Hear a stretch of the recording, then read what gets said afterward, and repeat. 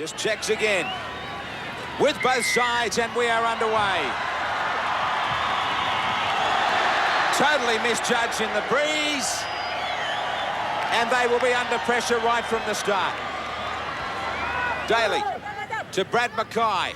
Meninga on his outside, now inside. Brushes away one, stands in the tackle. Can't. Seemingly everywhere in the opening minutes, as is Lindner, with plenty of touches for him in the back row. Meninga looking for a quick restart to Langer. Inside goes Gillespie. Gillespie gets a ball away. There's going to be trouble the way they're standing and unloading. Hancock dancing down the sideline. 9 metres out. Daly wants it wide. Steps inside. Daly, early moments, grabs the try. They came up quickly on the outside, but there was nobody just as quick on the inside. Langer was looking for his 5'8" partner. Optus replay. Daly ran out of options outside, but a gaping hole up the middle. He got a free trail. Here's a simple ball out from Alan Langer. It really did appear as though the Papillons had ample defence on the inside, but apparently coming across a little bit too quick. And, of course, as we've seen in our Origin matches this year, give Laurie Daly half a yard head start, you can close the books. It's try time. So Mackay will be starting off as the goal kicker for Australia this evening in his test debut. Interesting, after Meninga kicked so well at Lang Park, and he comes up with an early miss. Only 3 metres away.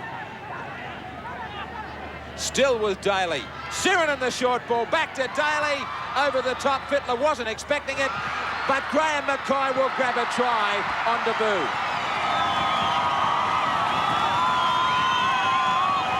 The Australian bench look on as Graham Mackay, with one of his few touches in his first test, grabs 4 points. It was just too much possession. On the Optus replay, Daly was looking for Fittler to stay outside. He got a great bounce. And Mackay had the cover defence off balance, easily back on the inside.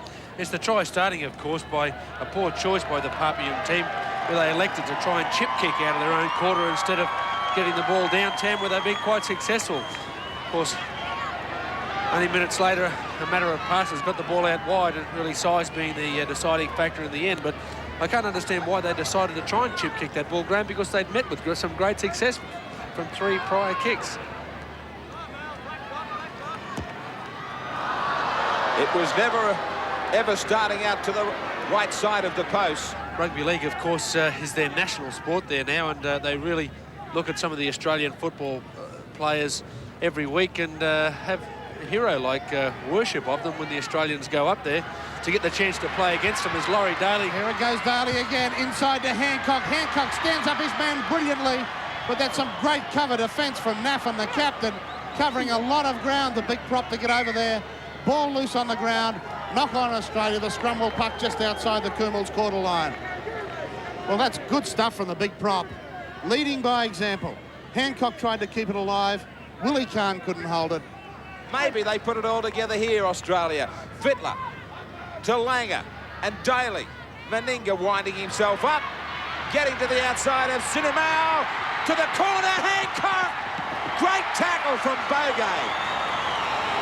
3 times he's been tested in defence. 3 times he's come up trumps. And a strong tackle it was. Mickey Hancock injured through the tackle. You certainly can't doubt the courage and commitment that the PNG boys are showing in their defence. Probably most people backing Mickey Hancock to score easily on this situation. Daly bombing. A very impressive fullback in the first half. Philip Bogey, not so impressive this time. The easiest try in the end that Willie Kahn will ever score. He looked so solid in the first half, Philip Bogey. Some great defence, but a swirling bomb on the Optus replay from Laurie Daly. He got caught out badly. no option for the fullback here. He had to go up for the ball with so many Australians chasing, but of course the wind shifting it around. A little bit of a handling area causing the try, but Australia, within that first 6 tackles, showed exactly what we thought might happen at the half-time break. There was obviously a bit of a stick wave. The business is on. Plenty of chasing. Through the hands also of Jack Iridoc, and Khan plants down the try. That adds to the tally in their test clashes. Right down the middle. Now Wagambi off his wing. Carew fumbled. Still got it away for the little man, Emil. Stepping inside Langer. Then looking outside. Great chance. Bogey. Back it comes for Matt Milo. Still alive. The ball went back for Naffin. Last tackle. One more as they try and stretch it. Carew. He will bomb away, kicking into the breeze. Difficult one for Daly. He loses it. Joseph grabs a try. You don't think they'll celebrate this one, and they deserve it. Plenty of support for them here in Townsville as they bomb away. They do to the Australians what the Australians did right after the break. Daly climbed high, lost it behind him. August Joseph just grabs the try. Just proving, or taking a page out of the Australians book, putting that ball high up. Extremely difficult to judge anybody underneath the ball. Laurie Daly on that occasion made a real meal of it, but you can't blame Laurie, I suppose. 27 metres out, kicking into the breeze. Will never ever have the legs from out there. But they do have a try. Shot blindside, Meninga trying to work. Johns flicked it back beautifully for Gillespie, then to Steve Walters, to Lazarus. He will keep it alive, back for a touch from Sirinen. Gillespie going everywhere. Langer kicking for Meninga.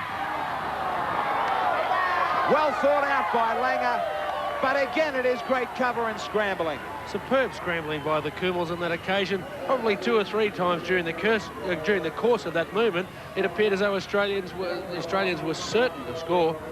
But the Kumals just sliding from side to side, putting a great load of pressure on their Australian counterparts. Meninga's speed almost gaining him the reward. And they cover up, Pat. We are still waiting for the tries to come. Yeah, great work again by August Joseph, saving the day. But again, the Kumals under plenty of pressure as they have to drop out from their own line. Carew sends it deep. Back to Willie Kahn. Willie Kahn has had a try-scoring feast against the Kumals, but not tonight. He scored 1, he scored 3 in both the tests he played as Fittler. Bobs and weaves. Now goes himself, and Fittler will put it down underneath the post. Did he lose it? Did he get it down? The replay will show us, but there was no one around him. And finally, the defence, which we have praised all night, cracks. And have a look at it right up the centre. Kahn pops it back for Fittler, and Fittler carves them straight up the middle with that famous step of his. Past plenty of weak defence there. And let's have a look at it now, Wally. Half a dozen players he's beaten. Ooh. I don't think he got it down. Well, Brad Fittler certainly turned around very quickly once the ball had gone down under the post there. A little bit unfortunate for the P and... Well... No try. Fittler, as he was approaching the try line, the PNG trainer wouldn't let him go. Meninga. No mistake from right in front. And Australia now grab a very handy 20 points to 4 lead. Called into this team at the last possible moment when Harrigan was suspended. Cartwright standing in tackles, looking to unload. He's got Mackay outside. It's going to be a Penrith try. The Penrith combination will put it down right beside the post. And Wally Lewis picked it. On came big John Cartwright to add that little extra string to the Australian bow. And he found his Penrith teammate in Graham Mackay, who crosses for his second. Well, the Australians switching the ball left, they had a big overlap. The weight of numbers here simply forcing the problem. But Johnny Cartwright, that's his favourite side of the football field, the left-hand side. Carts the ball across, gets that right hand free, sometimes before, most times after he goes through to the defensive line. And the ever-present Graham Mackay, using his weight and size advantage to the best of his ability, posting another 4 points for Australia, racking up his second try on debut.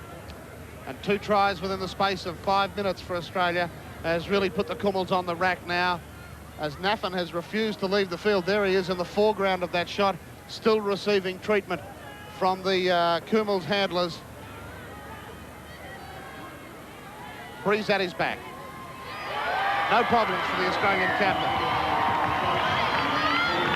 Scoreline at the Townsville Sports Reserve reads Australia 26, the Papua New Guinea Kumuls 4. Good run from the Newcastle prop.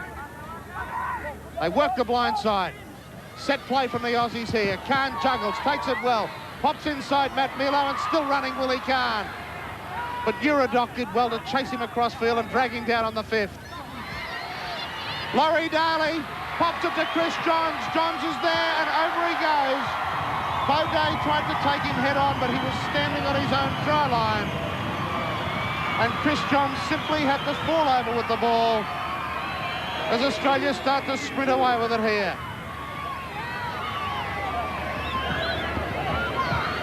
Johns, as I said, Bogay was there. He's shown himself to be a great front-on defender, but he was standing right on his line and just that little twinkle toe step. Well, the replay showing the problem for the Papua New Guineans, but they do have the numbers there, but they're just failing to move up in defence. An interesting statistic just handed to me, but that brings up Australia's 100 points against the Papua New Guinea Kumuls on home soil. Of course, setting that record of 70 points to 8 in Wagga in 1988, when our man on the sideline, Michael O'Connor, scored 30 of them. That one just shaving the left hand upright. No further points added by the Australian skipper. It remains at the Townsville Sports Reserve on our Ford scoreboard. Australia leading the Kumuls 30 points to 4. Langer, Sargent. Tremendous front row combination the Newcastle Knights have with Sargent and Harrigan. Sargent wants some more. Sargent wants a try. Will they stop him? No, they won't. They all climbed aboard. He gave 4 of them a free ride. A quick restart and right underneath the post. With 10 minutes remaining, we see Meninga put the 2 points through. Perhaps the floodgates have opened. 36-4, Australia over the Kumuls.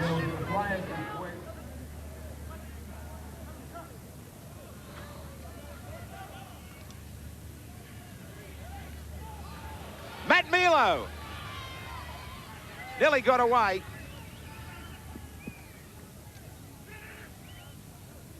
Bogay through the dummy. Everybody took it. He's got support too. Laurie Daly backs off, tries to let the cover join him. Touched by Australia, another try. And deservedly so. He gets hammered midfield on the 32 by Lindner. Little kick for the outside man. Uradoc coming very quickly. Picks it up brilliantly. August Joseph. He will go back to Emil. Spectacular try. Emil under the post, is he? Magnificent. What a great try. And don't the Papuans celebrate, and so they should. And this will be Australia's smallest winning margin ever against the Kumuls. The siren has gone.